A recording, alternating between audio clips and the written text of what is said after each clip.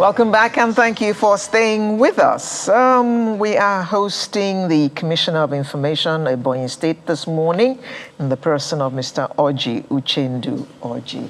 Oji Uchenna Oji, thank you very much. Uchenna, thank you very much. Mr. Oji, thank you for coming to pay us a visit again. Appreciate the last it. time you were here, you told us about many things happening in Ebonyi State, and you actually brought pictures and videos with you at that time.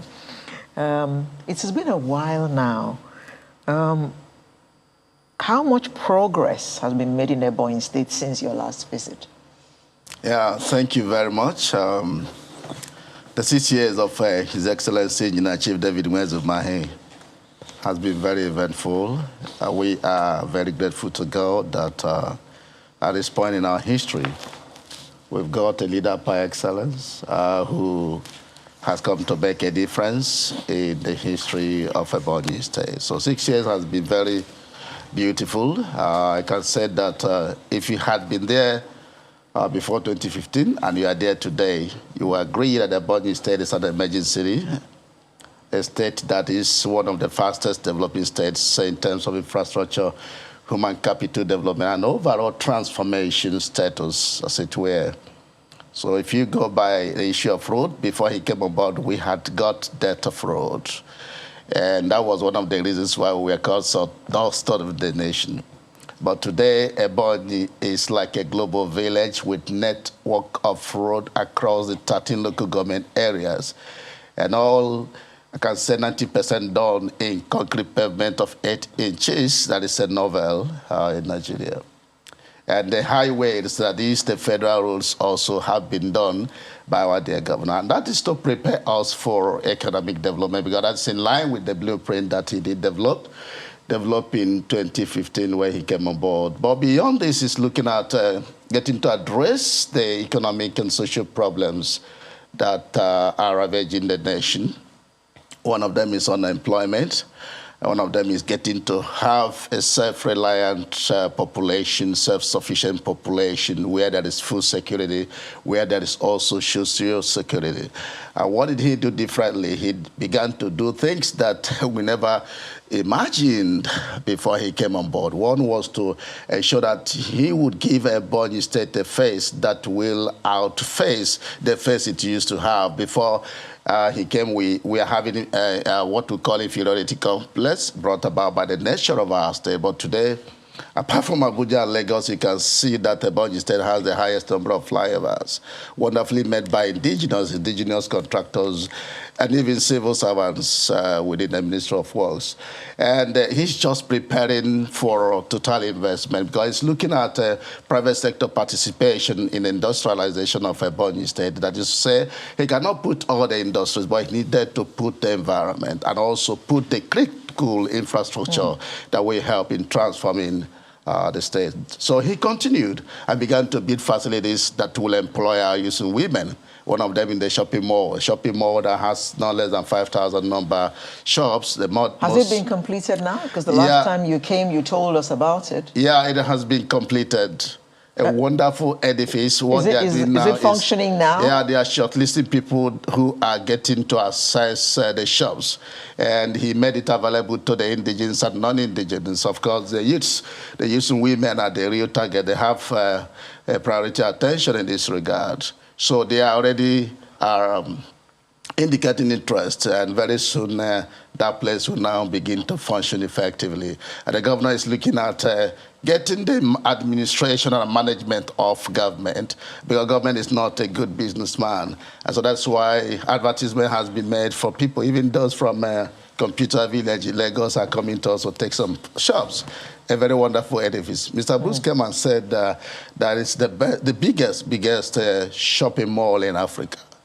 And I can say that... even if you say so yourself, we'll take your word for it. We'll take your word for it. For sure, it's something that you need to see, because the facts speak for themselves. Okay. And now, you spoke about the governor wanting private-public partnership for further infrastructural development. How is he going about this? Or how is the state going about this? Yeah, in the first place, it takes that those critical infrastructure must be on ground that require government's funding. For instance, international airport building, hitting that building that it has to really seek for private management, private sector management that can be national or international, because we are looking at having an international airport that will be fashioned after Lagos and Abuja. That will be one of the three contending international airports. Looking at international trades, businesses getting to have exporters and exporters coming straight to Ebonyi State, you know, the implication, economic implication of that.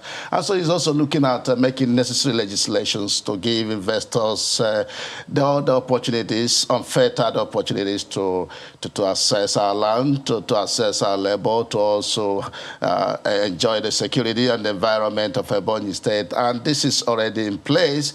And all we are doing now is to harvest quite a number of investors coming to Ebonyi State, and they require some of these critical sectors like airport, like good road, like flyovers, and so many other things, other economic facilities and health facilities. Today we have Africa's biggest university of medical sciences. You may doubt it. If you doubt it, I will just have to assist you come to Ebonyi State and you will appreciate what I'm talking about. Where just is it? recently, it's located in one local government, the Hansa local government in Ebonyi State.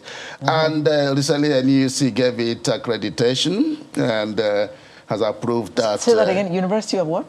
Medical sciences. There will be a center of excellence for the treatment of terminal diseases, including liver problems, heart diseases, and all of that. When is that going to come on stream? Yeah, we have started to advertise for the management. Acting Vice Chancellor has just been appointed, and advert has been made for registrar and other management cadre, and of course senior lecturers with a very serious standard that is an international standard that the person must meet before the person is recruited to be there. And we are saying that just like one of the best and even costliest universities of the world, that university will be of national standard and will also be costly because it needs to be run by individuals, not by government. When you talk about recruitment, I mean, straight away takes my mind to the labor market. Labor force statistics, unemployment and underemployment by state in Q2 of last year, I don't know what the figures are for now, says that, you know, yes, massively improved unemployment rate, but we still have something in the region of 14% plus, you know, that are unemployed. And underemployment is quite high, 25.7%. So how are the infrastructural developments that you're talking about helping to reduce these unemployment figures? Yeah, thank you very much. Our dear governor is looking at providing what we call green-collar job and not a white-collar job. White-collar job, yes, good. He just announced recruitment of 5,000 number civil servants within the local government and state level. I think a committee was set up yesterday in the Executive Council to go about the recruitment. But he's looking beyond that because there's no amount of minimum wage that can really help to lift the living standard of a civil servant. So he's looking at green-collar jobs. So he's emphasizing on empowerment of civil servants. Just last time he rolled out 4 billion naira for the empowerment of civil servants. That was a facility. So he's looking at empowerment. He's also looking at getting to put them in industries, in factories where they will be working and they will be earning a living. And that's why I did mention the shopping mall, of course, the international market, the international airport, other facilities. This medical university is going to take no less than 10,000 number of workers. That is direct and indirect job with a lot of ancillary, services around the place. We have other institutions, even in the healthcare delivery system, and even in the education system, like we have the King David Academy that is just started now, being owned by the mission, by the missionaries. They are going to run it. And again, we have the vocational college that is going to really capture all of these people in vocational trades, especially those school dropouts that are doing well in talents. So that will develop them and inject them back to the society to render services that will trigger economic development. So I assure you that with what the governor is targeting also with agricultural programs going on in Ebonyi State, with his engagement with donor agencies, development partners, and even the CBN of federal government, we are very sure that it's going to address squarely the issue of unemployment and the issue of joblessness in Ebonyi State as well. What do you mean by green-collar jobs? Yeah, some call it blue-collar job. Our idea is that apart from civil service, apart from public service, like I am a commissioner, I should have a second address. We call it a second address system, whereby you go into agri-related programs like whether in primary, secondary, or even tertiary agri program that you need to invest in that, and government will give you the money, give you the training, and sometimes it's always grant. Give you or lend you? That's why sometimes it's always grant. So government will give you as an ex gratia to go into programs that are agri-related, because as a civil servant or public servant, there are businesses you cannot do. But you can still do that by proxy through your father or mother or wife or husband or through any other person. And that is in vogue now in Ebonyi State, because we're looking at getting beyond the economic situation that we have, getting to know, tap our local content. Of course, we are an agrarian state, and we are inclined in agriculture, and I think that our land is also very, very viable in this. I mean, you over 85% of the population of Ebonyi State, we have in the document that they reside in the rural area, in the rural heartland of the environment. But one sad reality in the facts also out in the public space from a report that says estimates of rural poverty level and income distribution in Ebonyi State of Nigeria says that the rural workforce income in different employments appeared rather small. The precise size and level of the perceived poverty incidence in Ebonyi State are not known. And I also know that in November 2019 and in May 2020, Ebonyi State government has rejected the poverty figures of ascribed to Ebonyi State. We're talking about infrastructure development, and I'm pretty sure that the infrastructure will not run themselves. They will be run by people. So that's why I'm asking these questions. How do these infrastructure support employment or a lack of it? How do they support erasing or reducing the severity of poverty in the land?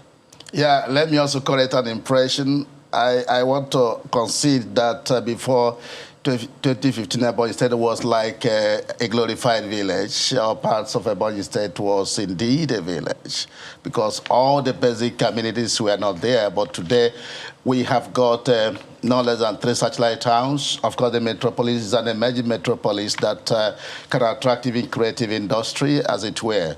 Now, come to talk of it, yes, I was actually in the know of the rejection of that analysis by MPS. And our idea is that the modus of assessment was more or less theoretical, has got no physical or empirical impactment. And if you are looking at the recent analysis by one organization, the same MPS also did look at our job creation and empowerment ratio and said that we are above board. The same MPS, that was recently.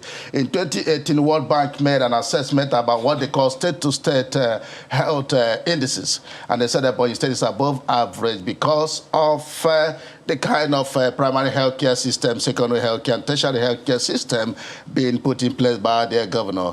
And that is why today we have the only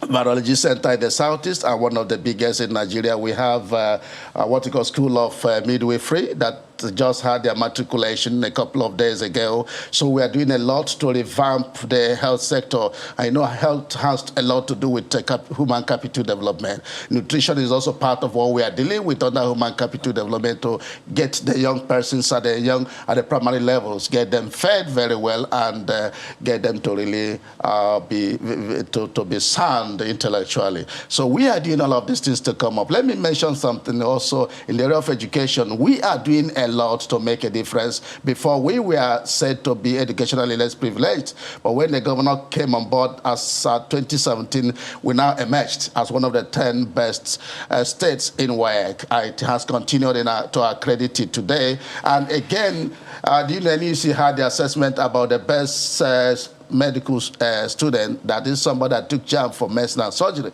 and somebody in Ebonyi, from Ebonyi, who schooled in Ebonyi, in all the federation, in all the local governments of the federation, somebody in Ebonyi emerged. That was 2007. These are indicators showing that we are really emerging. So what has government done? The government feels that critical infrastructure must be on ground. Today we have Africa's biggest rice milling plant. And this rice milling plant can even process the rice need of the entire Southeast and South-South. And of course, we are participating in the presidential rice program. And that is why today, Mr. President, under this PC administration, named Ebonyi as one of the 3 largest producers of rice. So this will really re-inject activity, economic activity, and of course the value chain in all of these agri programs will increase. And we aren't taking lightly the issue of partnering with development partners. That's where the governor is a genius. He doesn't play with all these development partners. That's noted, and in quite a number of things that you have said, you know, how it trickles down to the people, that's another thing altogether. Well, I know, I mean, you've been here to talk to us about what government is doing, especially with the youths and all of that. One aspect of the youth life is sports. What's happening in that sector? Thank you so very much. The governor also is doing a lot to give comprehensive attention to the youth in the area of employment, keeping them busy, and sports is one of them. The Minister of Sports Development in Ebonyi State has been working hard to see how to get the youths, especially in primary, secondary school, of course, in tertiary institutions, to see how they can be gainfully engaged in sporting activities. Today, we have, sports competition between among local government areas, among 3 zones of the state, and inter-school competitions. The idea is to really harvest the talents in all of these sporting events, and we are having what is called. Is that your sports infrastructure? Yes, it's our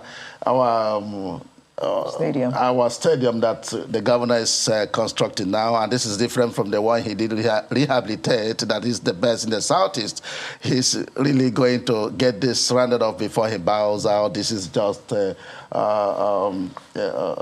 kind of template of the way the stadium is going to be, our prototype, please. And I want to say that the governor is looking at helping these people, empowering them to ensure that they really use their talents to make a living. Quickly, before you go, you spoke about the rice in your state. How far from Ebonyi can one get that rice to buy? Rice is everywhere. We have. Does it get to Lagos? Yeah, it does get to Lagos through some chains. You know, we have marketers. You have to come and subscribe. So that is a distributorship chain. And I can say, of course, I was commissioner for agriculture for 2 years. We started it, and I know that even in Abuja, in parts of the country, everybody is asking for Ebonyi rice. And in fact, what the governor did was to ban consumption of foreign rice in Ebonyi. Not just importation, but banning the consumption. So it becomes illegitimate for you to eat foreign rice because we have a lot of evil things associated to it, having to do with rice that you don't know where it was made, kind of storage system and all of that. And that has really helped us. That's why in Ebonyi State we are getting healthier. Don't forget, they had, I think this is about our death, what they call maternal mortality ratio. And they said Ebonyi State's own is above average. And these are some of the reasons. Mr. Oji Uchenna Oji, every time you come, you bring us good news from Ebonyi.